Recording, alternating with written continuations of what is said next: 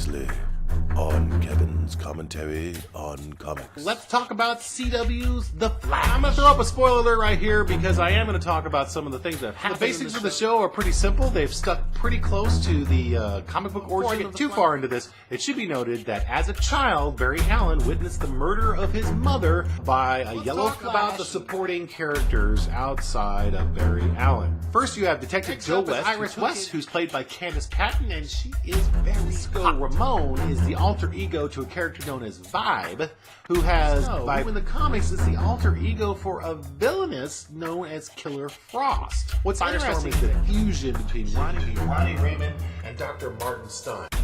And now, part 2 of Kevin's review of The Flash.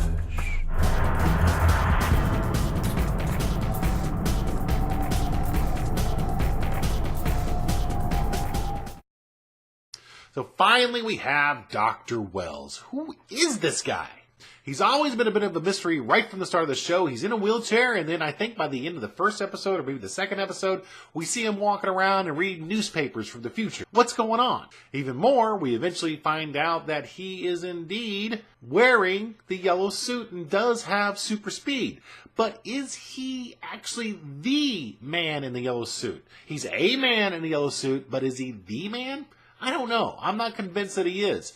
Yes, he's a bit of a mean guy. He's done some killing and he's done some kind of terrible things in the background, but he also seems to have a good side to him. In the last episode that I saw, episode 15, he even said how much he protects his own. So I'm guessing that his motivations are a little bit more honorable. Maybe his methods aren't that great, but his motivations, I think, are honorable, and we really just have to wait and see how this turns out. This is still the plot of, I would believe, this first season, figuring out exactly what he's there for and what he's doing. He's obviously from the future, and he's trying to prevent some crisis from happening, and that could only be the crisis on Infinite Earths, the groundbreaking? And that could only be Crisis on Infinite Earths, the groundbreaking limited series put out by DC where they took all of their different universes and combined them down into one. Now, tied into this whole Reverse Flash business is Detective West's partner, Eddie Thwain, who's played by Rick Cosnet. Now, in the comics, the alter ego for Reverse Flash, or Professor Zoom, was Eobard Thwain. The use of that last name just cannot be a coincidence. So that's a lot going on already, right?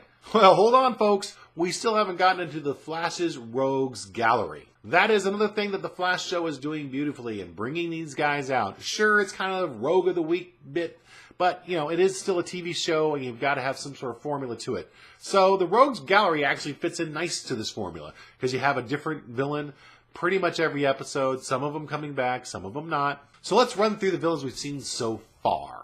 In the pilot episode, the Flash goes up against Clyde Marden, who is known as the Weather Wizard in the comics, a longtime Flash foe. Next up, we had Simon Stagg, who in the comics is the main nemesis of Metamorpho, the Elemental Man. Now, we don't see Metamorpho, and we may not see Stagg again since he was killed off at the same episode.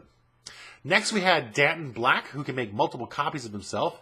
He's known as Multiplex in the comics, and on the show, Cisco also named him as such. In fact, Cisco does most of the naming of the villains, which I think is a brilliant way to bring in the supervillain names into this TV show, because let's face it, some guy with superpowers probably isn't going to give himself a fancy little name like Captain Cold. Kyle Nimbus, or the Mist, was next.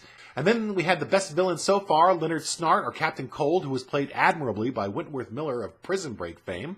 After that, we had Plastique, who in the comics was also a Firestorm villain. Next on the docket, we had Farouk Gibran, or Blackout, who took Barry's powers away for a little while. And in that same episode, we had William Tachman, who was known as the Clock King. It was played wonderfully by Robert Knepper. Then we discovered that the man in the yellow suit actually was Dr. Wells, but again, I still think there's something more going on. This reveal, by the way, was the winter finale for the series as it went on a break for a few weeks, as a lot of TV shows seem to do these days. When they came back, we saw the return of Captain Cold and his partner, Mick Rory, also known as Heatwave. And finally, we had Hartley Rathaway, the Pied Piper, who was on 2 episodes, and I think we'll see more of his character, and he was very, very cool. Between all of this, in flashbacks and epilogue scenes, we also have a huge gorilla who is known as Grodd. Gorilla Grodd. I'm certain he's going to be the season finale villain. wow, it's really a fun series. I've been very impressed with this so far, and any doubts I had because it's on the CW, it's long gone. It's really become a must-watch for me every week. I don't let them build up. I watch them when they come out, or it's actually a day later because I'm a Hulu guy. I don't know if I would say it was on the same level as Marvel's Agents of S.H.I.E.L.D. or the really, really good Marvel's Agent Carter, but still very, very good. So if you haven't been watching The Flash, I really highly recommend it. I'm sure by the end of this season, just before the start of season 2, they'll probably have all of these out available for streaming on Netflix. If you're a Hulu Plus subscriber right now, you can see them the day after they air.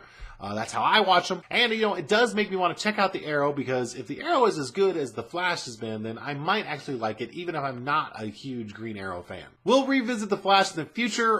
Probably have a show after they do the season finale just to talk about what happened there. But for now, that's my review. I give it 7 foil covers out of 10. It's really good stuff. Check it out.